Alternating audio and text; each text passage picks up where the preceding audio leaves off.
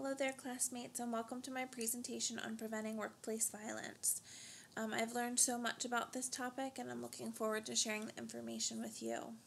It's important for us as healthcare professionals and some of us as leaders to help to create and maintain a culture of safety and quality throughout the organization in which we work. Workers have the right to a safe work environment, and workplace violence is strongly prevalent in the healthcare field. So hopefully this presentation will shed some light on this topic and help you to be more aware of your potential surroundings. Here I have listed the objectives for this presentation. We're going to discuss the incidence of workplace violence along with the factors contributing to violence in healthcare. We're going to discuss the 4 different categories of workplace violence and understanding the greatest risks. We will identify the consequences of workplace violence, describe what healthcare organizations and individuals can do to help prevent violence, describe ways to handle and deal with workplace violence should you ever become a victim or become witness to a situation, and lastly, we will discuss how to recognize escalating behavior and how to respond if necessary. On this slide, I have a quote that I just found to be interesting. As patients, as family members, as friends, as coworkers, whatever, I feel like it's important to break the silence, be strong, and speak up. When life gives you something that makes you feel afraid, that's when life gives you a chance to be brave. I really enjoyed this quote, and I believe it's a good starting point for this presentation. As healthcare professionals creating a patient-centered environment, we encourage our patients, coworkers, family members, etc. to break the silence, be strong, and speak up if something's going on that needs reported. As we will talk about in this presentation, workplace violence is often ignored and not reported. Workplace violence is a significant occupational health and safety issues, and those individuals most vulnerable to attack are healthcare workers. Interestingly, the industry's growing focus on patient satisfaction may be having a negative impact on the prevention of workplace violence. Most assaults in healthcare are by patients, but attacks can also be made by upset family members, coworkers, vendors, employers, or even colleagues. Behaviors range in aggressiveness from just verbal harassment or verbal abuse to homicide or murder. Violence includes threatening actions and intimidation. This would include waving fists, throwing objects, threatening body language. We have harassment, verbal and written threats, physical attacks such as slapping, hitting, biting, shoving, kicking, pushing. We then have violent assaults, which is rape, homicide, and attacks with weapons such as knives, firearms, bombs. And then, of course, some assaults are domestic violence that occurs at work. Incidents of workplace violence. Violence in healthcare occurs more often than in other workplace settings. Focus has been on other occupational settings in spite of an increase in assaults in healthcare. Nearly 2 million American workers report having been victims of some sort of workplace violence each year. However, many more cases go unreported. OSHA reported in 2013 23,000 plus injuries in workplace were due to assault, and more than 70% was within the healthcare setting. The Bureau of Labor Statistics Census of Fatal Occupational Injuries reported 14,770 workplace homicide victims between 1992 and 2012. And then according to the Safety and Human Resource Management Workplace, there's a list here, a breakdown of workplace violence incidences. So you can pause the video if you'd like and just kind of read down through those percentages. It's good to know that 50% or over half of the workplace violence is linked to inappropriate language, but it's really unfortunate that we do have some percentages that are robberies and fistfights and homicides, etc. Factors contributing to violence in healthcare. Who is at risk? The truth is, workplace violence can strike anywhere, anytime, and no one is immune.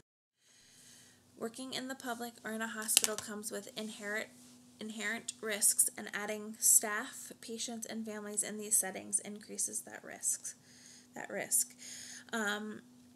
Factors contributing would be hospitals with an open door policy where visiting hours are not restricted. Many visitors are often not required to check in when they enter. Patients with head trauma, seizure disorders, behavioral health history, dementia, drug and alcohol withdrawal, and homeless individuals. We then have crime victims and perpetrators, along with gang violence. Perpetrators and crime victims can be admitted to the hospital at the same time, and then gang violence can spill over into the hospital since they're all potentially admitted at the same time. Family members' stress and fear. This is due to long waits, can lead to the possibility of violent actions. And then lastly, the absence of visible, armed, and adequately trained security personnel. This is leading to a less secure environment. Factors continued. Some additional factors for potential violence in the healthcare system. Working understaffed, especially at meal times and visiting hours.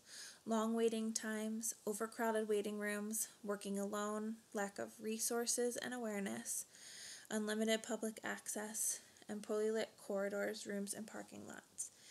Injuries to nurses from violence are likely underreported for several reasons, and employees may simply believe that assaults are part of the job or part of being a nurse, and some fear that reporting an assault will be construed as poor job performance.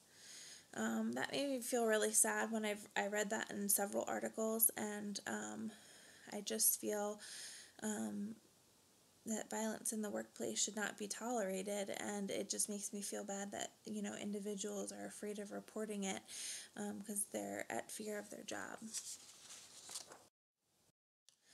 I thought that the 4 categories of workplace violence were kind of interesting, and I wanted to include them in the presentation. So, what's your greatest risk? Type 1 is criminal intent. No relationship to the business or employee, and violence is incidental. This is typically acts of terrorism. A vast majority, or 85% of workplace homicides, are type 1. Type 2 is customer-client. This is a legitimate relationship with the business. A large portion of these incidents occur in the healthcare industry and often are patient caregivers. Typically, this person's a customer, client, patient, student, or inmate and becomes violent while being served by the business. Type 3 is worker on worker, employee or past employee who attacks another employee or past employees. And then type 4 is personal relationship. There's no relationship with the business, but personal relationship with the intended victim, and this is the most difficult to prevent. This likely includes victims of domestic violence who are assaulted or threatened while at work, specifically in workplaces accessible during business hours, for example, like retail business, etc.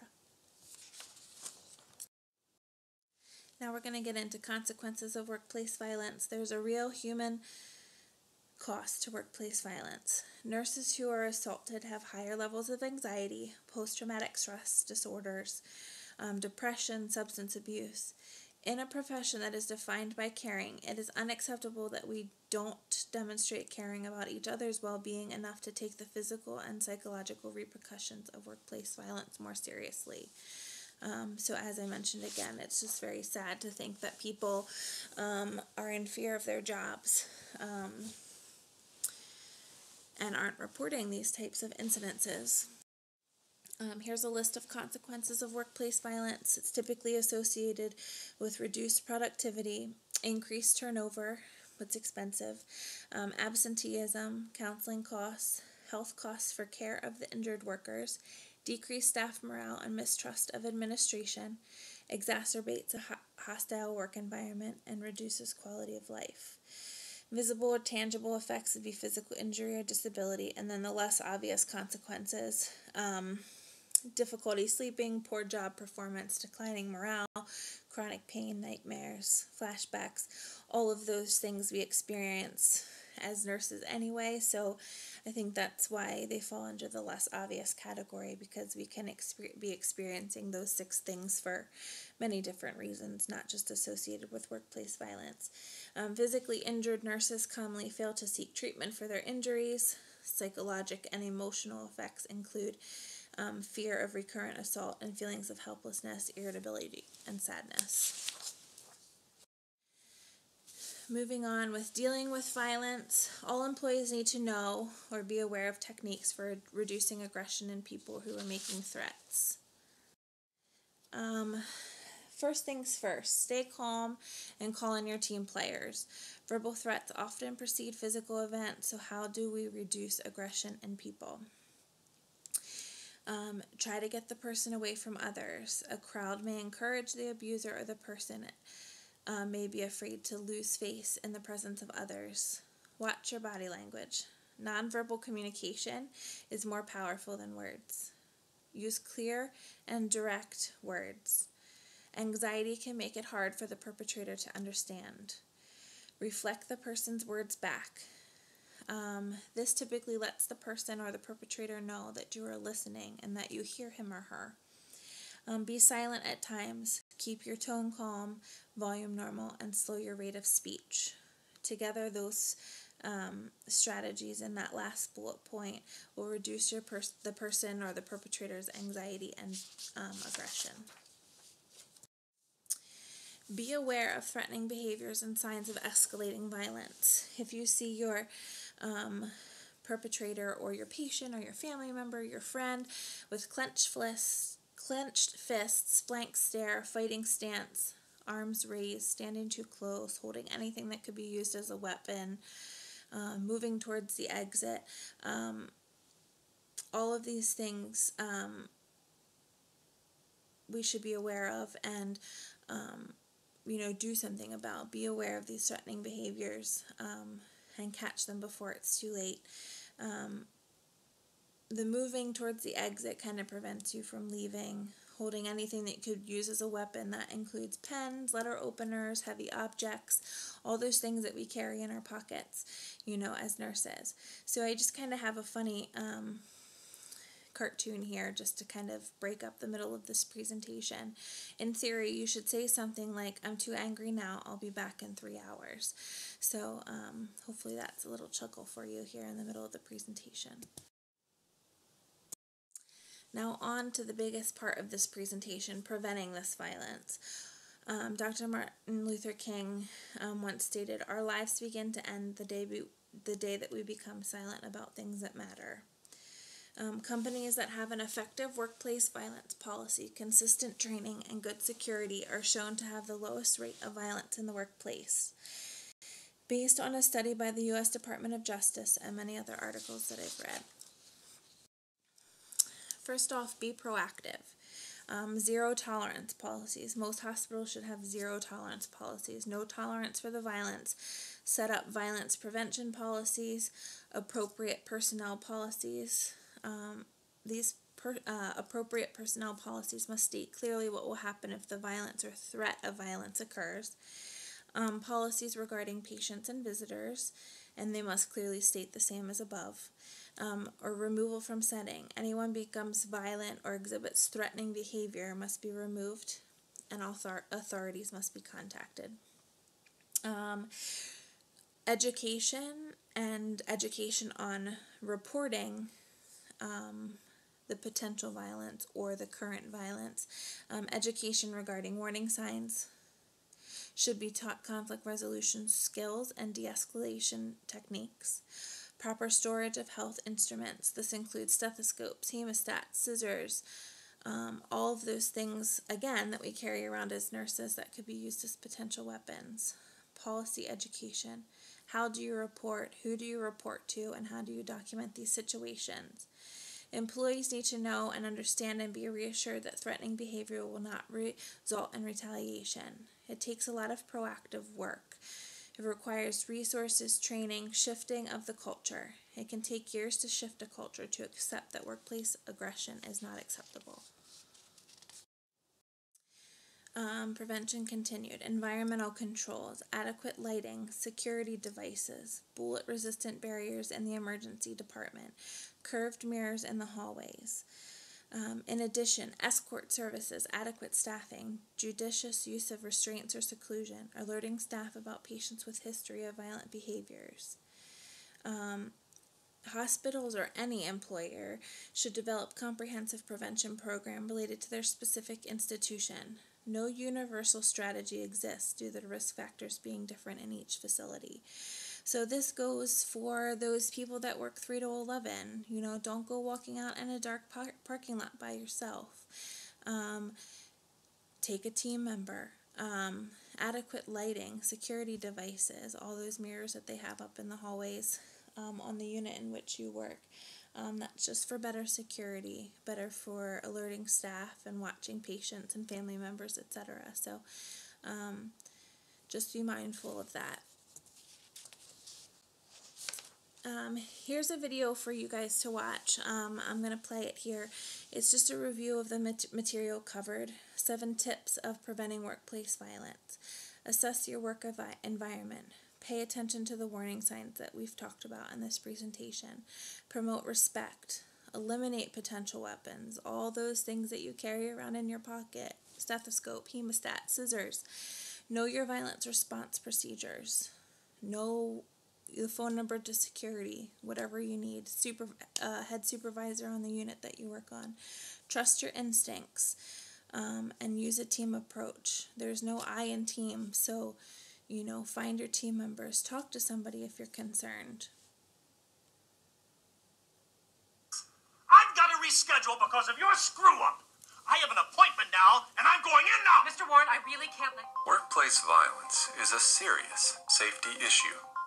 Some 2 million American workers are victims of workplace violence each year.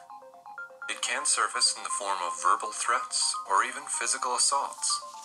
But no matter how workplace violence manifests itself, it is undoubtedly a growing concern for employers and employees alike.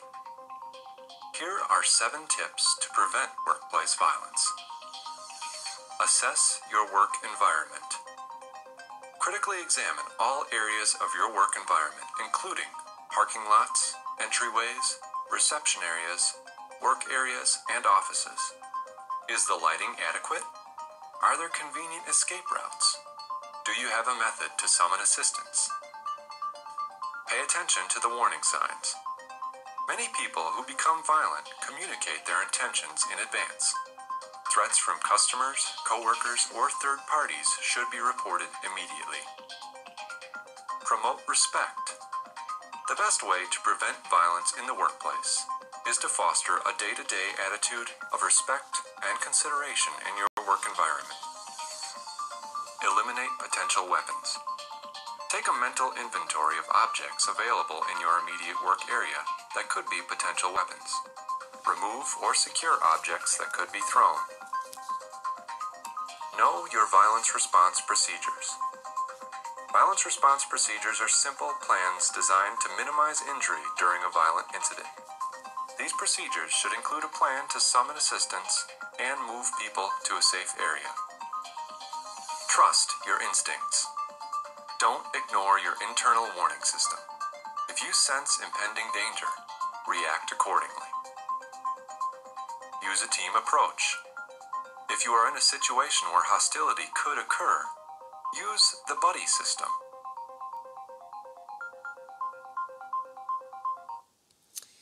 So I'm sure that many of you have experienced or witnessed these types of disgruntled employees or patients and never attributed it to workplace violence. These types of interactions you need to be careful with and be prepared for potential escalation. So, as nurses, we see this verbal aggression, long waiting times, waiting for the doctor, not being seen, etc. So just, begin to think about the things that we went over in this presentation and just be prepared for those that verbal aggression to escalate into something bigger.